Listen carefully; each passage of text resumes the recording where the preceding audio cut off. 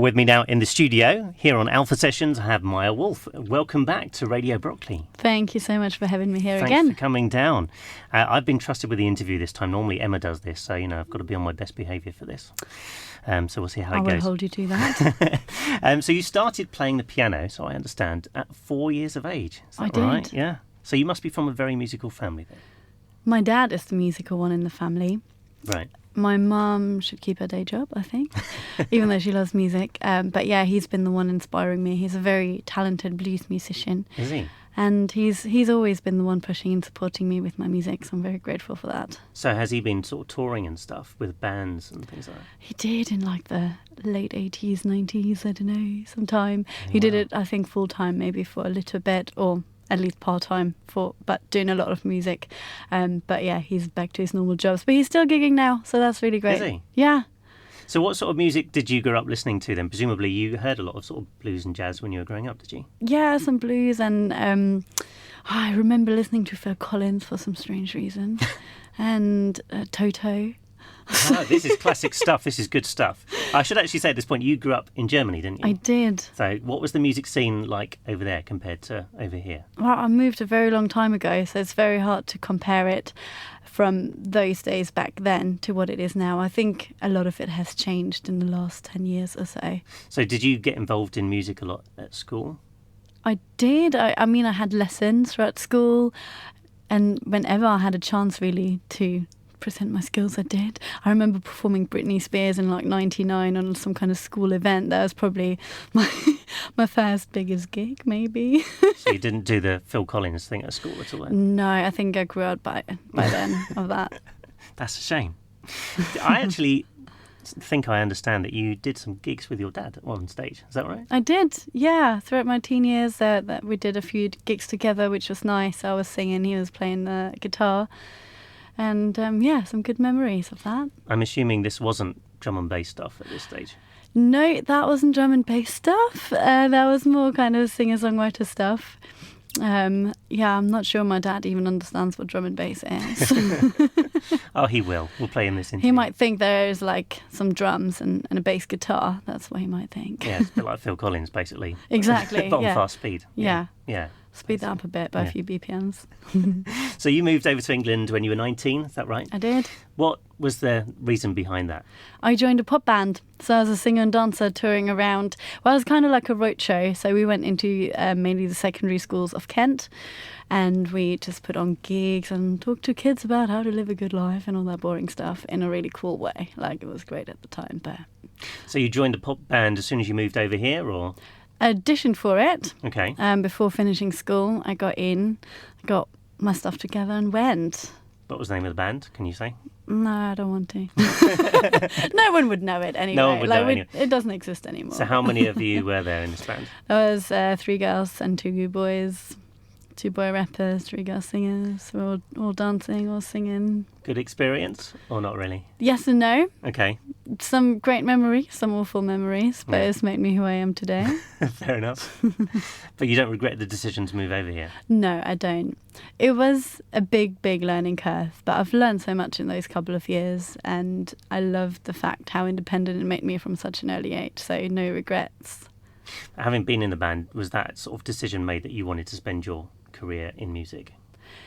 I think the decision was made very early. I've never seen myself in a normal job ever. So actually being in the band and getting a bit of a taste of band life, I didn't think I was going to be in a band again after, or like just do music. That's why I think maybe dance took over for a while as well. Mm-hmm. But I always knew whatever I do, I wanted to be creative things. Yeah. So in 2006, you then established your own company. I did. So tell us a bit more about how that came about. Yeah, so after I was in the band, we did lots and lots of dance teaching through that as well, because we were working in school, so we were also doing dance workshops there. And I was like leading groups like when I was 14 and doing performances with them. So that seemed to be kind of organically growing into making me some money. So I started the company, and later on I then also started to involve singing as well as music into that. And you were dancing years. with this band, were you, the group that you're in? Yeah, that was also dancing. Or dancing or singing. Yeah. That Cool. that proper like pop stuff that was around in the mid-noughties that we probably all cringe at. Oh, really? Yeah. So it was quite a poppy sound that you were doing around Very that time, was poppy, it? very cheesy pop. Yeah. So what sort of stuff were you listening to back in that era? Were you were you listening to all the Backstreet Boys and all that stuff? Oh my goodness, don't Spice even mention Girls? that. Backstreet Boys, I mean, they were around, they started off in the 90s. I was a massive fan. I thought I was going to get married to Nick Carter. I had all the posters, everything. So yeah, big Backstreet Boys fan. Did you go to their gig? Of course I did. Did you? Of course I did. Posters on your wall? There wasn't a single space free on my wall. Really? Yeah, I've got pictures of that still. I actually saw them a couple of years ago in California. That was a nice kind of flashback to my teenage years. Have they aged all right? Of course. Okay.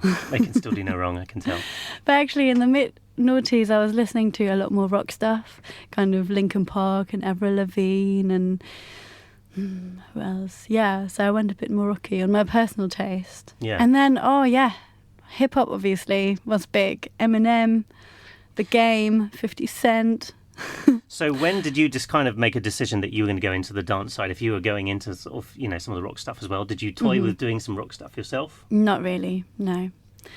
Just because you couldn't picture yourself doing that? Yeah, I don't think that is what comes natural to me. Okay. Yeah. You wanted to dance, that's the main thing. I did want to dance, and then obviously dance music came along. But you have actually tried other genres, haven't you? Because as we'll talk about in a bit, you've done quite a lot in the way of acoustic stuff as well. Yeah. I mean, I've always written on my piano. So, I mean, I guess all of that always has a bit of a pop touch, I guess. But yeah, piano music. And that is easy to translate nowadays into the dance music genres that are around and that I work with now. So does virtually every song start as an acoustic thing, and then you kind of build up the production around that? Is that how it normally works? That is one way of it working, or some producers just sent me their stuff and they want me to write a top line. So it can work either way. Okay. And sometimes it's just vocals and I just record them, so there's no piano involved sometimes as well. So let's fast forward all the way to your first single, which we'll hear in a second. Yeah. Tell us how that all came about. Okay, so that was in 2013 that came out with a guy called Lumsum. Never met him. He's in New Zealand, but that's the joys of the internet.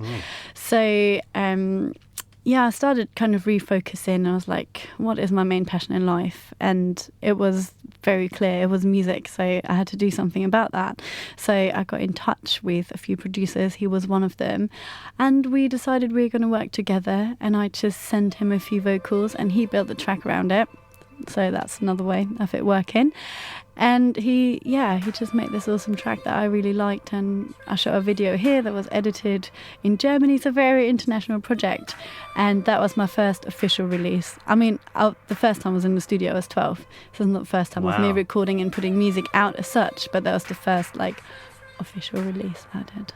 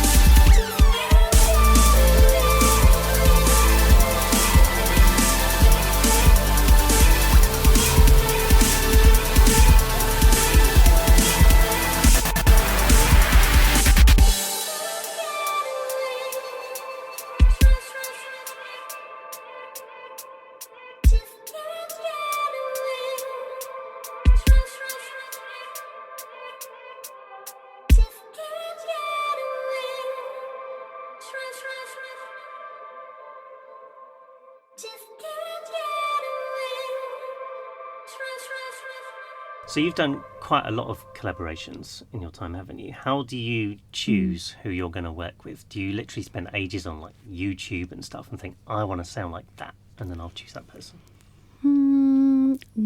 I think my way of working with is either finding people on social media, coming across them on SoundCloud, or even in like the Beatport charts. If I feel like there's producers that are really good with vocals, then I might get in touch with them.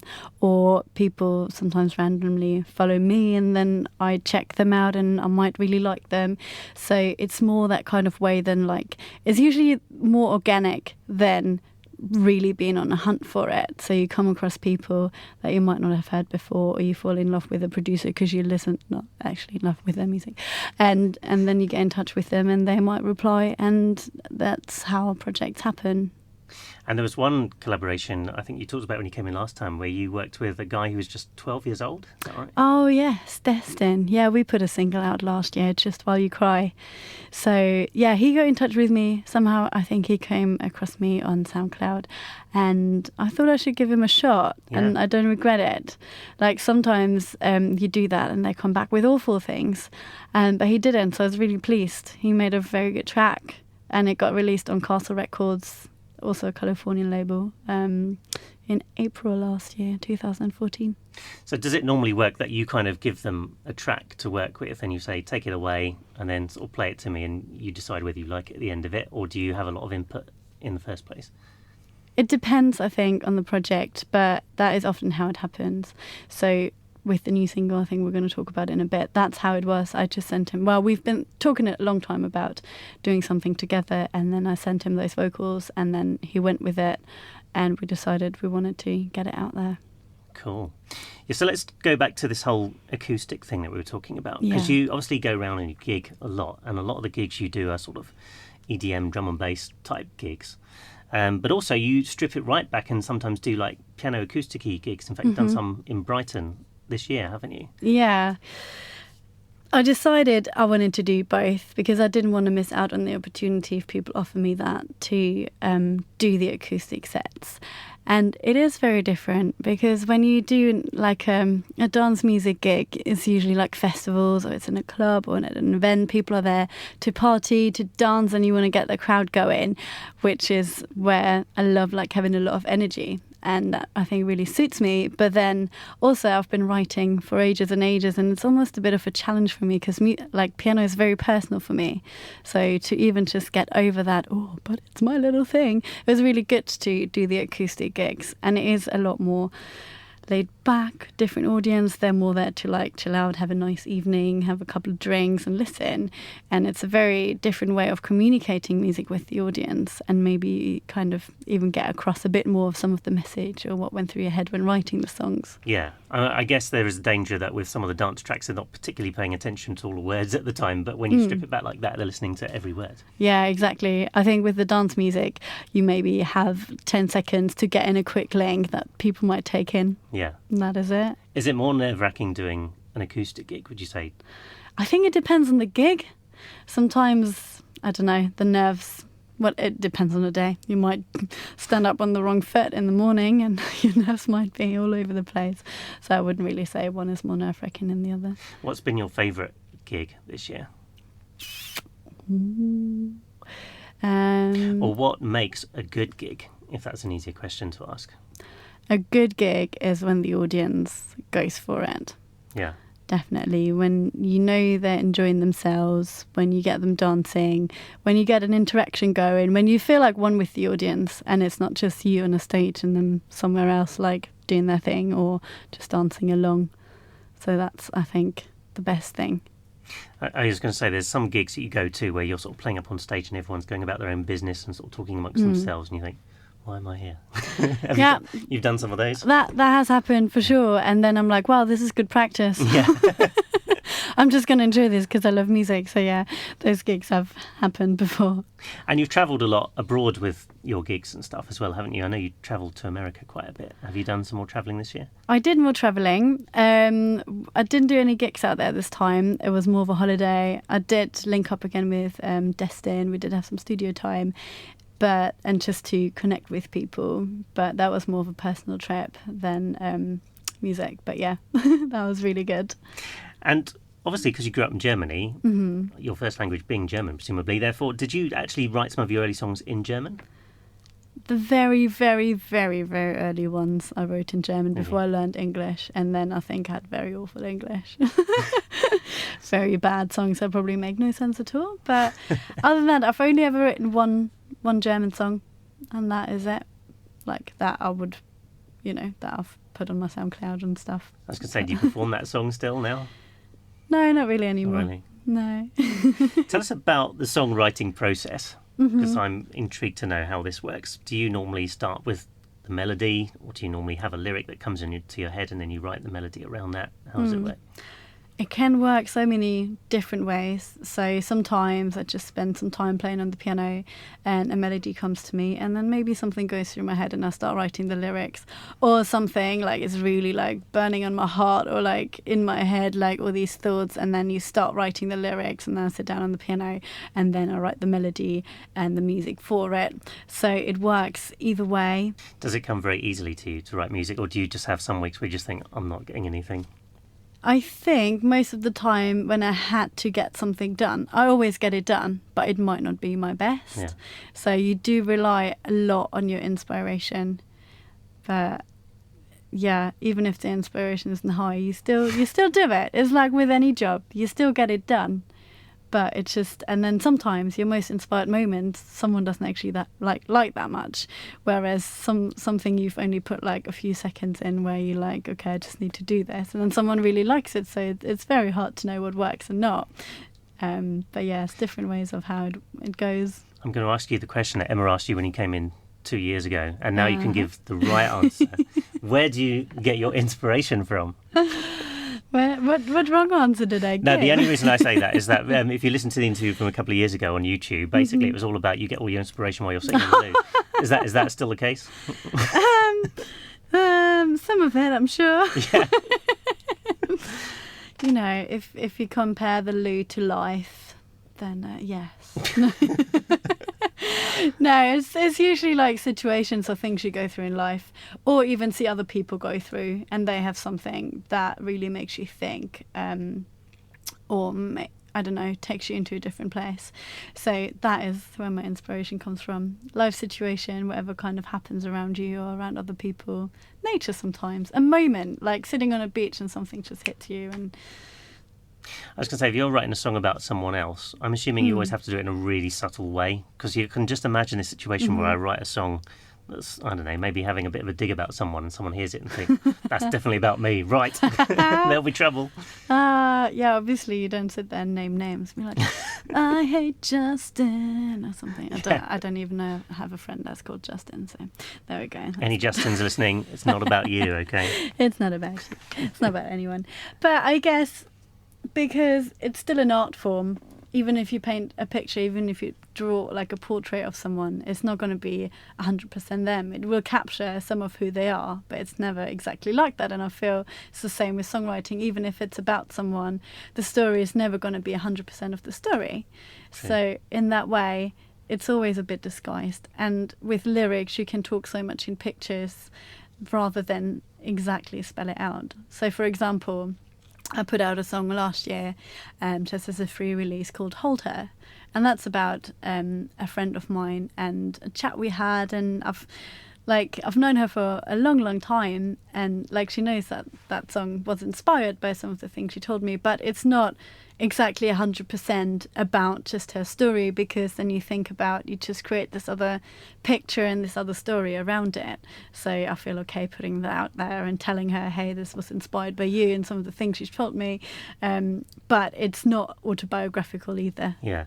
You mentioned about the free music thing, and I want to quickly ask you about that, Sure. the whole sort of Spotify and stuff. I mean, from your point of view, is it just really important that your music gets out there no matter whatever it takes? Or how do you feel about the whole kind of free music Spotify thing? Oh, so with the free music, I just put a song on SoundCloud and people could download it. No, I wouldn't say at any cost, people, and including myself, we should get our music out there, because, you know, people get paid for their work, you know, and it's hard as a songwriter or singer or musician to have that time to put into your songs, and it takes a long time to create and perfect, and you have nothing. And I think this is where a lot of people fail, because there's no financial backup. I'm really, really lucky with some of the jobs I have that I do have the time to spend time on my music, but I don't think that should be exploited too much. I mean, yes, I'm not famous. I need to get my music out and I need people to hear it, but I'm not gonna do it at like completely any cost. Like, there are boundaries, and I'm kind of in a love-hate relationship with this whole thing, because I'm really grateful for the internet and all those platforms where you can put your music out and people can listen to it. But then at the same time, it is really hard to maintain your rights and really hard to make money out of it. But then I always think, well, it was no different like 10, 20 years ago. Like, it was still hard. The music industry is always going to be a really, really hard industry to break through and make money from it. But at least now we do have the tools to get ourselves known and put our work into it. I mean, I'm not going to go specifically talking about Spotify. So no, but that's you a long do, conversation to have. Absolutely. And it was a good answer, by the way. But you do use social media a lot, and we'll come on to that. But yeah. That's really important for you, isn't it, to get your I think so, across. because I feel like this is where you can build your fan base nowadays. Or like one part where you can build your fan base. Where do you stand on the whole reality TV thing as well? Would you ever consider going in for something like that? It's never really interested me that much. I think, I don't know, I'm very open about my life anyway. Yeah. So if people ask me that, I'll probably tell them. I don't have that need to have my life exposed on a camera, and yet it's been in someone else's hand. I'd rather do that myself in a way of... have more control. Oh, yeah, exactly. Yeah, that's fair enough. So let's talk about the new single then. Sure. Which is obviously why you're here today, partly. Yeah. Which is very exciting. Midnight Sun. Yeah. So when's it coming out? Okay, so it's coming out Monday, 26th of October, so not very long. And how did it all come about? What's the story behind the single? So I collaborated with that with 1000 Days Wasted on that single. So we found each other, I think, on Instagram, if I remember rightly. And I saw him on Beatport before, and he's put some great stuff out there. And then we started chatting like hours on the phone and saying, let's do something together. And then we just put some ideas to each other, and I sent him this bunch of vocals that I've written like around Christmas time or something like that, and he built a very nice melodic kind of dark drum and bass track around it. And I feel the title is almost a bit ironic, because the song is very much kind of being in a dark place but looking for that beauty and looking for kind of that positivity, and he's given it the title of Midnight Sun, which is like at midnight it should be dark but there is sun there. That's interesting. So you didn't even choose the title of this? No, he did. Wow. Yeah. So when you put this whole thing together and sent it across to him, did you have any idea that it was going to come out anything like this, or did you visualise in your mind something totally different? No, it was very different. Like there was like a couple of verses to it. Like I wrote it for something else before. So when he first sent it back, I'm like, oh, I wasn't really sure what to think of it. And then it's grown on me. I'm like, no, he's done a really good job, and I really like what he did there. Cool. Well, let's take a listen. Let's do it.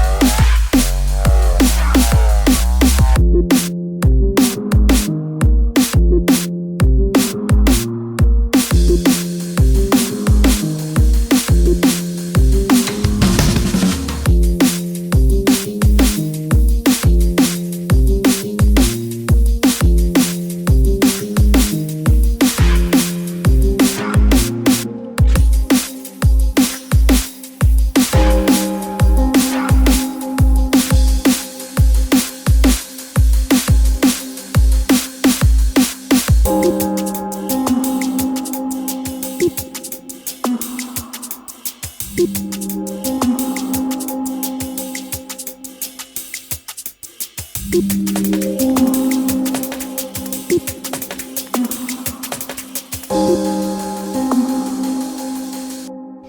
that's a new single, Midnight Sun, which, when's it out again? 26th of October. I'm just going to keep pressing that date. Monday. We'll say it again at the end. And we need to say it's out on Beatport exclusively for 2 weeks because we're really hoping to get it charting there. So if you haven't got a Beatport account, make sure you get one now and download it in the first couple of days because we should get a good chance to get it somewhere in there. Yeah, that's it. Get it to number 1. Come on, let's do this. Yeah. Somewhere in the top 100 would be great. Okay, good. Now, let's talk about your social media, in particular Twitter account, because you must be a wizard on Twitter. You've got over 45,000 followers. Well, it's not magical, I tell you that. I do put a lot of time and effort into it. Well, you do actually, because I must say I had to look at your Twitter account earlier on today. Yeah. And you are on there a lot interacting with your fans. See, this is what happens in the toilet. That's where you have time. Is that what it is? You spend a lot of time there. No. I mean, if you've got 45,000 people to communicate with... My goodness, that's a lot of that is a time. lot. No, people always ask me, do you buy your followers? And I absolutely don't. Never done that before. Don't really believe in it. Don't see the point in it. Obviously, not 45,000 people interact with me all the time, but I monitor them very closely and I make my lists and I have my databases. And people that interact with me, I will always interact back. And they know that as well. I think this is why... I've got a good crowd on there that will respond and that will, be a part of this journey. When you say you make your list, do you get all the stats then of who's been looking at all your stuff and who's been interacting with you most? No, I don't actually. Really? It's very much I see and I take note and I put them into my lists. Ah, so what does it take to get on your list then? Interaction, I think. Okay. If I feel like people are responding, either retweeting or favoriting or replying to something, I don't know. I've got a very visual mind. If I go in their profile, they'll stick with me, and if they pop up a few times, then I'll put them in my list, and we'll start interacting with them more as well. But you are creating a lot of work for yourself. By the looks of it. I mean, I'm just looking at the number of tweets that you're doing in one day. I admire you for having so much interaction with your fans. I think that's fantastic. But it must take up a long time. Well, the thing is, I said to my friend the other day, because she was saying, how do you do it? And I'm like, it's a lifestyle. You do it on the go. It's not like I sit there and I think up a tweet. It's just something pops in my mind and I tweet it out. Yeah, the latest of which being you've got a new 15-tog duvet. Yeah, I'm so excited about that. That's exciting news. Well, it's not arrived yet. So really? I've had the hot water bottle in bed with me yesterday, but I can't wait for that 15-tog duvet. Oh, it's down in feather, 40-60%. We just had our new one as well. It has changed a lot in the last few days, hasn't it? I know, it's cooled down drastically, and I'm not good with the cold. No, really. Especially being near the coast, you're going to get that, that cool breeze and everything. I know, it's so windy and cold. Yeah. Now, you do a lot of fashion shoots as well, don't you? In fact, you've got a website with all this stuff on as well. One that really amused me, I think this is genius, is the one that you did, Maya Wolff and the Wolf. And the Wolf. Whose idea was that? That, I think it was my idea. Yeah. Well, I think you should take credit for it anyway. I always thought maybe I want to create a logo around the wolf theme because it's my name, it's my actual name. This is your real name? This is my real name. That's Wolf. such a cool name. With a double F, that's a strong wolf reflected in my character. So I've been thinking about that for a while, and there's a photographer in MUA I've done a few shoots with, and for a while we've been saying let's do something again, and they've done a shoot with someone else ages ago, like a few years ago, with a kind of wolf-looking dog. Dog-looking wolf? No, wolf-looking dog. Well, yeah, either or. A big dog, anyway. A big dog. Yeah. So we got back in touch with each other, and we said let's do it. And I just kind of wanted it to be my kind of new identity on all the kind of social medias and everything, the wolf and the wolf. So that was a really fun shoot. Did the wolf behave? Or was it one of those classic cases of never worked with animals? No, she was really good. She's only 6 months old. Oh, well. We only found her the day before because our original dog dropped out, so that was a bit crazy. How does that... Well, the dog just decided, I'm not going to do it. Oh, no, I think it was the owner, I don't know, something popped up and we didn't have a dog. But yeah, it was a really good shoot. I'm actually really scared of dogs because I was bitten by a dog badly when I was a kid. Oh, wow. So that was a good challenge for me. Yeah. So, do the things you're afraid of. So that was one of the things. And I've had a great response to it, and I kind of want to revamp my website into it.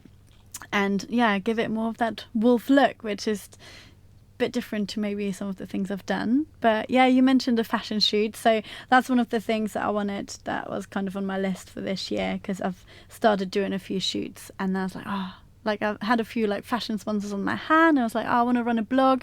So I've got my fashion and news blog, which features all the kind of news about my music, but it also features all the fashion stuff on there. Do you pick all the outfits yourself, or again, is this kind of done for you? You kind of take advice from photographers and stuff, and they suggest you should do this? So sometimes I get sent stuff. Okay. By some labels. So I've done a shoot on Friday, and they're called KA Designs 15. Mm-hmm. She actually made me an outfit just for me, which was amazing. She's Wow. like, yeah, I'll make you anything you want. And yeah, if you can put in your blog, that'd be awesome. So that was really, really kind of her. And then we just did an autumn shoot with that. So where did you do the shoot? In some lovely park in Sussex, and I can't remember the name of it. It was by Bluebell Railway. There's a lovely park. Sheffield Park. Thank you, Sheffield Park. Just exactly. came to us there. there. There you go, Sheffield Park. Yeah. There you go. So what makes a good photo shoot then? Again, do you choose all the photographers that you work with? Do you have an idea of what you want to create, or do you just sort of bow to what they think? Again, it kind of works both ways again. It depends whether this is really more on my agenda or their agenda, whether I'm more kind of the person creating the shoot or whether it's the photographer using me as a model. Right.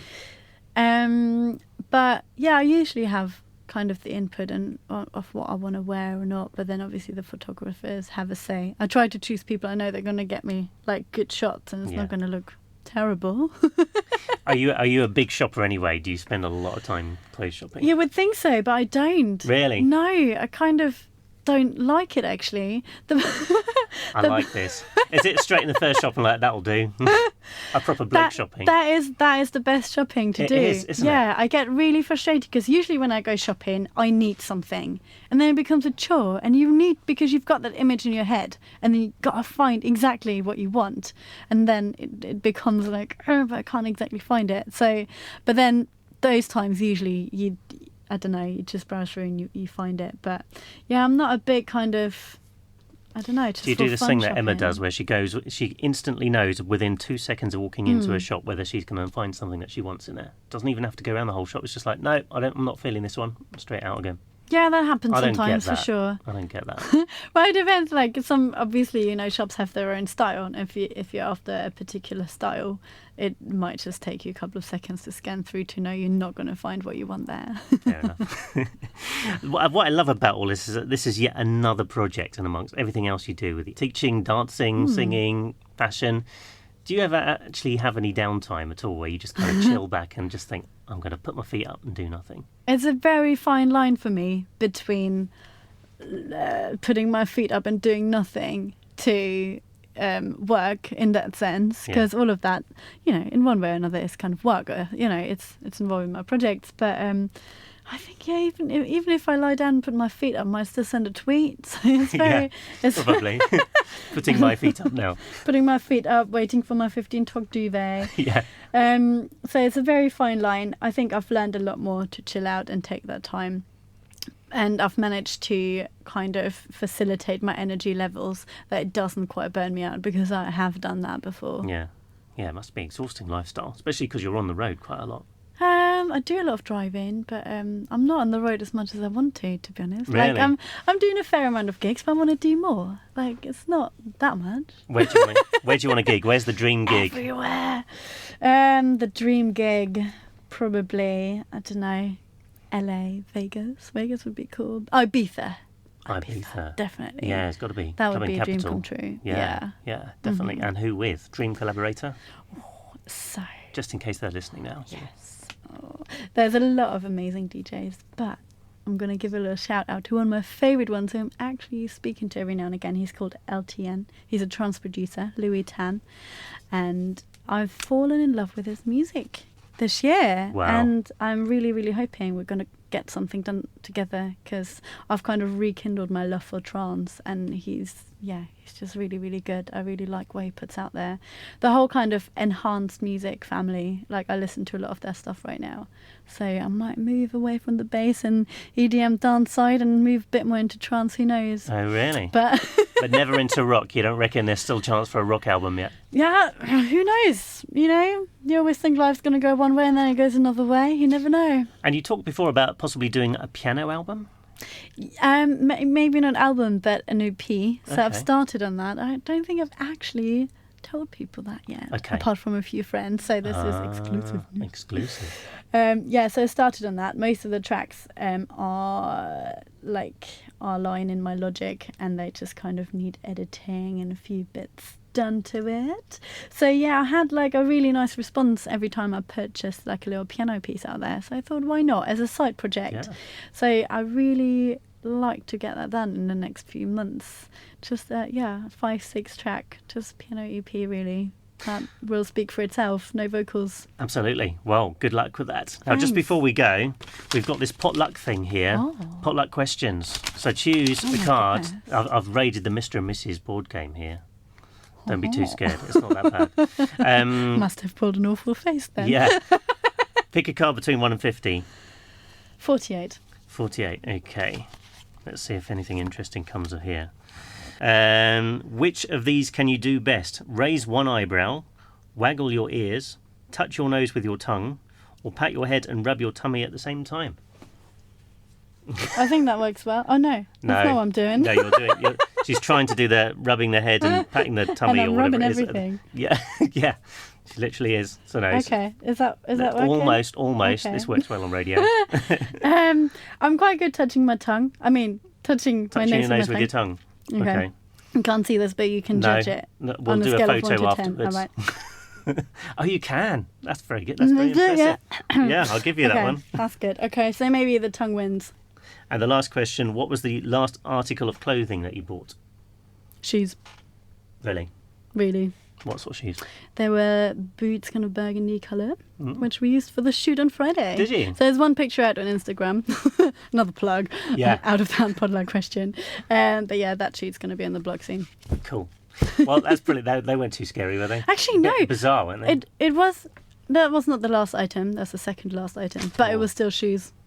Okay. What's the It last one? was, it was fitness shoes, because we're shooting Okay. a fitness trailer tomorrow, because Are we've you? got a fitness sponsor on our hands. So Exciting times. very exciting. So it's all work. It's all all going work. through my business account, obviously. And most importantly, all the duvets coming soon to that. Oh yes, Yeah. can't forget about that. Yeah, I probably should like tweet you to make sure that you know when I've got the I duvet. will be watching your Twitter account without doubt. So let's just tell people how they can find out more about you. So let's go through all the kind of Instagram and Twitter and stuff. So how can they find out more about you? Okay, so you can just go to mayawolff.com. So that's Maya with a Y and Wolf with a double F.com. So you will find all the links on there.